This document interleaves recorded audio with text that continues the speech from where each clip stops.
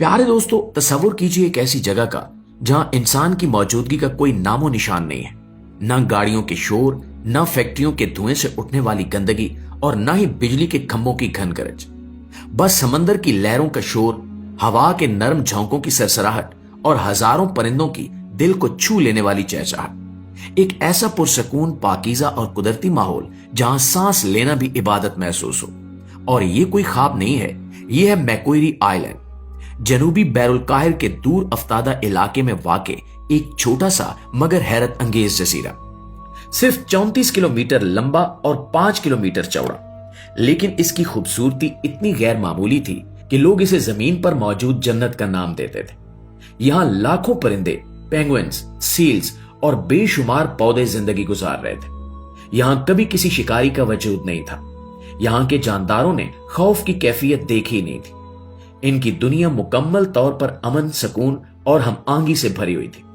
लेकिन फिर वो लम्हा आया जब हजरत इंसान ने इस जन्नत पर कदम रखा, और वो साल था सन 1810 का। एक जहाज जनूबी समंदर के इस पुरसकून हिस्से में पहुंचा और मल्लाहों ने इस जजीरे को दरियाफ्त कर लिया। वो अपने साथ खुराक, सामान और नए ख्वाब लाए, मगर इनके साथ कुछ छोटे, बेजरर दिखाई देने वाले मेहमान भी आ गए, यानी चूहे। ये चूहे जहाज के निचले हिस्से में बने लकड़ी के बक्सों में छुपकर यहां पहुंचे थे। इनके लिए मैक्वेरी आइलैंड किसी जन्नत से कम नहीं था। चारों तरफ खाना ही खाना, छुपने की बेशुमार जगह, और सबसे बढ़कर ये कि इनका कोई दुश्मन नहीं था। चंद ही सालों में चूहों ने पूरे जजीरे पर कब्जा कर लिया। सबसे पहले इन चूहों के निशाने पर आए पेट्रोल्स, वो समुद्री परिंदे जो जमीन के अंदर बिल बनाकर अंडे देते थे, मगर भूखे चूहे इन अंडों, चूजों बल्कि सोए हुए बड़े परिंदों तक को खाने लगे। नतीजा यह निकला कि कई नायाब नस्लों के परिंदे तेजी से खत्म होने लगे। चूहे सिर्फ परिंदों पर नहीं रुके, इन्होंने बीज, फूल और घास तक चट कर डाली, और यूं इस जजीरे का कुदरती तवाजुन बिगड़ने लगा। मुआज़िज़ दोस्तों, इस सूरत हाल को देखते हुए साइंसदानों ने फैसला किया कि इन तेजी से बढ़ते हुए चूहों को रोकना जरूरी हो चुका है।